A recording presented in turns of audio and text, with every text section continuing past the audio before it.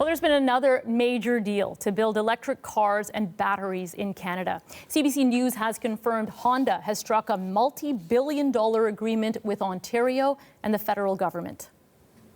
We've landed a new deal. It'll be the largest deal in Canadian history. It'll be double the size of Volkswagen. So stay tuned. We'll be announcing it this week. The new facility is expected to build batteries and assemble battery-powered vehicles. It will also process cathode active materials, a battery component. Details have yet to be formally announced, but it's likely to bring in jobs and billions in corporate revenue. The Premier suggested it will involve multiple facilities across the region. It's unclear what government subsidies Honda may have received in exchange for coming to Canada. Well, for more on the economic impact of this latest EV investment, we have reached Ian Lee. Ian is an associate professor at the Sprott School of Business at Carleton University. Ian joins me now. So what do you think? This is a multi-billion-dollar deal. It will be partly subsidized by federal tax credits. Do you think this is a good investment? I'm very skeptical, Christine. I've been teaching strategy. I'm a former banker years ago, full disclosure, evaluating companies. And for the last 35 years, I've taught strategy, evaluating the competitiveness of companies and industries. And what I've learned, as Michael Porter, the great Michael Porter at Harvard Business School has taught us, is that the companies that are the most successful are those that compete in the marketplace where there's a winnowing out through price discovery, supply and demand, testing your ideas, putting your own money at risk in the marketplace. In this instance, this has been kicked out, so to speak. In other words, governments, so this isn't a partisan issue. This is federal and provincial governments of each political party are undermining that competitive process that winnows out and determines the winners and losers. So they are picking those winners and losers, and the record in the past has not been successful at that. And the most recent example was Bombardier. Great company, great technology, backed by Quebec and federal government, and ultimately it failed.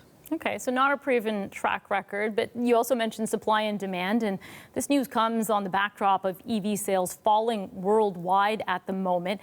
How might this downturn affect the development of these projects? Well, this is something else that worries me. There's only a handful of companies in the world, and this is what the late, brilliant Sergio Marchi used to say, the CEO of Chrysler Fiat. He said Chrysler Fiat wasn't big enough to survive. He said because the industry is becoming, the capital needs and the R&D are so gargantuan. And he argued that there's only going to be about 5 companies.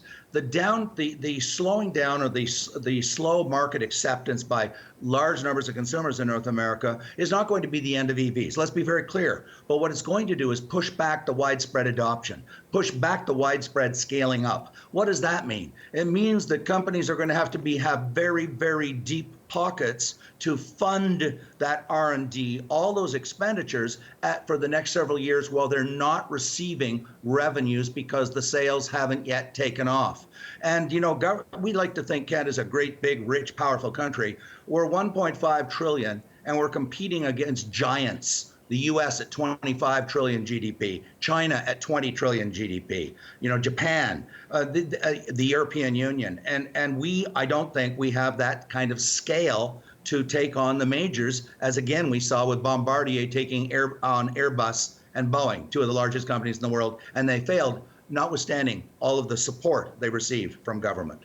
Ian, we just saw Ontario's Premier Doug Ford there, very happy. These plants are providing promises of thousands of jobs and billions in money into the industry, into Canada's GDP. How do you really argue with that? It seems like it would still be worth investing in. If it was worth investing in, and if there really is a strong market, and I don't dispute I'm not disputing that there is a market, then firms will step up.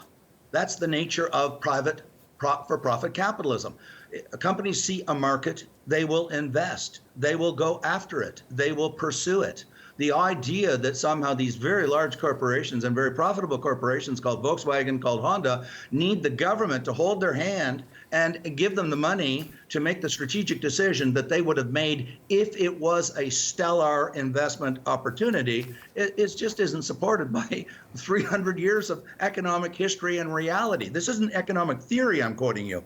This is the success of the decentralized, the highest income countries in the world, the OECD, where we have decentralized economies, where individual companies evaluate the risk and make commensurate investment decisions. In this instance, the government has taken over that risk-taking decision, and our record in Canada in this industry is not good. We've been in decline for 30-odd years in auto manufacturing. We have fallen out of the top 10. Anybody can Google this. The top 10 countries in the world for auto manufacturing. Canada's not there.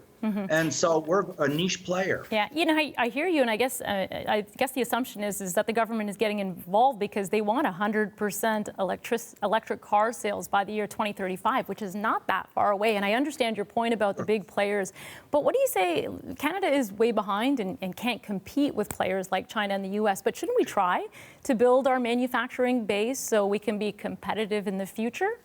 It comes down to the optimal allocation of money. I'm not saying do nothing. I've never said that. So there's two issues. The one is the unemployment issue, and they say, look, it's going to create thousands of jobs. We're going to be diverting jobs, people that are in scarce demand, engineers and that sort of thing, from other industries into this industry. So what we're doing is we're just moving the employees around. Remember, we're facing massive labor shortages for the next 20, 30 years because of the decline of the birth rate. But the larger issue is there are other areas where we have huge comparative advantage, such as the mining industry. We should be going, there's only a handful of countries in the world that have the critical minerals needed to make the electric cars. So if we're that committed, then look, there's other countries that can do a much better job making the batteries in the cars. We should be going as fast as possible into the future, developing those critical minerals that are absolutely essential for electric vehicles. If we don't have those 5 critical minerals that are well known, including lithium, then we will not have electric cars. So what I'm saying is it's a misdirection and misallocation of precious, scarce capital.